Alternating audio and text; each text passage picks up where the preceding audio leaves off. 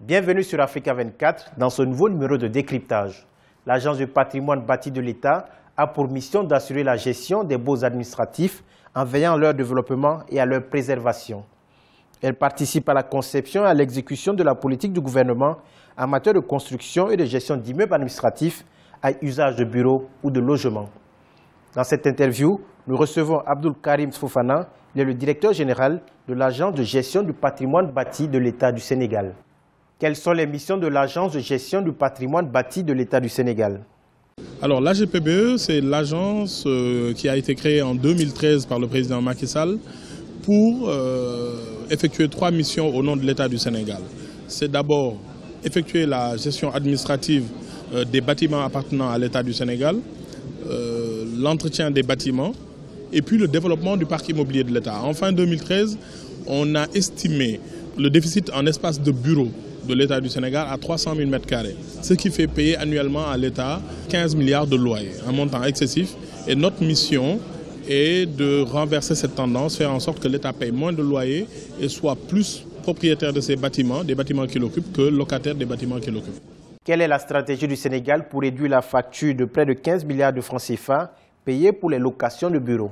La réponse de l'autorité, elle est à plusieurs niveaux. D'abord, recenser le patrimoine de l'État, savoir ce qui appartient à l'État, et puis développer de grands projets pour augmenter la capacité d'accueil du patrimoine de l'État.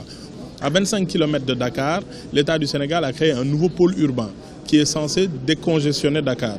Et ce pôle urbain va recevoir 120 000 m² d'espace de bureaux développés par des promoteurs immobiliers africains et qui va recevoir 15 ministères et 10 000 fonctionnaires. Ce projet est un attracteur pour le pôle urbain de Diamniadio. Vous savez, l'un des sujets phares de ce forum, c'est le développement urbain. L'Afrique s'urbanise. L'État du Sénégal a pris la décision d'anticiper les effets de l'agrandissement de nos villes. On ne parle plus de la ville de Dakar, mais on parle de la grande métropole dakaroise.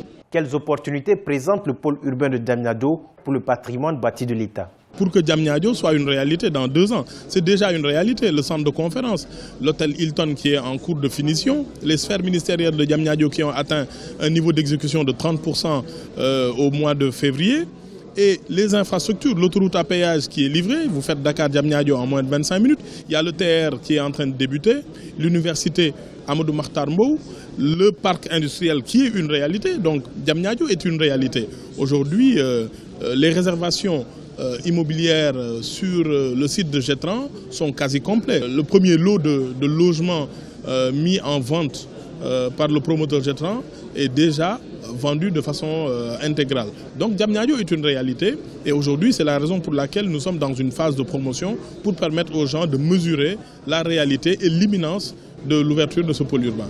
125 000 m² d'espace de bureaux seront construits à Diamniadio alors que le besoin se chiffre à 300 000 m². Comment comptez-vous combler ce gap? C'est par des partenariats publics-privés. Nous sommes venus ici aussi pour présenter d'autres projets qui vont nous permettre de financer le développement du parc immobilier de l'État. Il y a beaucoup de sites immobiliers appartenant à l'État qui vont être libérés du fait du transfert des services de l'État de Dakar à Diamniadio. Et ces projets vont faire l'objet d'une valorisation et permettre à l'État de pourvoir à ses besoins dans les régions, comme Kaffrine, comme Sédhiou, où l'État n'a pas assez d'infrastructures pour loger ses services. Quelle est la stratégie de l'Agence de gestion du patrimoine bâti de l'État pour développer les immeubles administratifs dans les autres régions du Sénégal?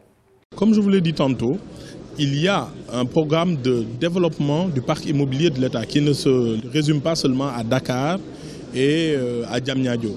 Dans chaque région du Sénégal, l'effort de regroupement des services de l'État qui permet d'opérer des économies et permet de donner à l'administration une efficacité dans son fonctionnement va nous conduire à créer ce qu'on appelle des buildings administratifs régionaux.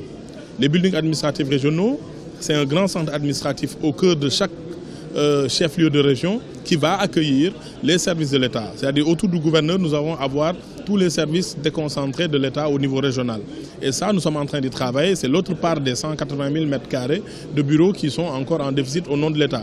Et je vous ai expliqué tantôt que l'une des missions essentielles du patrimoine bâti, c'est l'entretien des bâtiments. Rien qu'en 2015, nous avons effectué de grandes missions d'entretien. Par exemple, à Saint-Louis, il y a le bloc 16 qui est un grand bâtiment qui fait à peu près 10 000 m² que le patrimoine bâti a repris pour le rénover et le mettre à la disposition des services régionaux de l'État.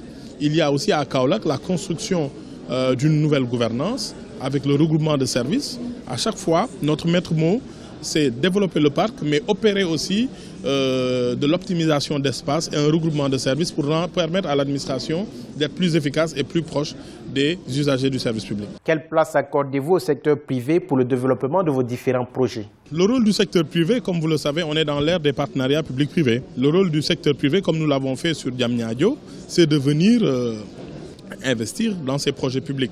Sur les sphères ministérielles de Diamniadio, par exemple, on a 3 promoteurs immobiliers africains qui sont venus avec leurs moyens. Par exemple, le groupe Spherex a été financé par le groupe Attijari pour 34 milliards de francs CFA pour le développement de 54 000 m² d'espace de bureau.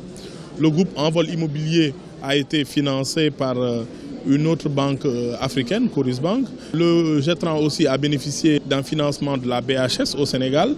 Donc l'idée, c'est de faire en sorte que ces projets immobiliers soient portés par des promoteurs privés qui construisent et qui se font payer par les États ou l'État du Sénégal sur une durée plus longue, parce que la grosse problématique de nos États, c'est d'avoir la disponibilité budgétaire sur 1 an, 2 ans.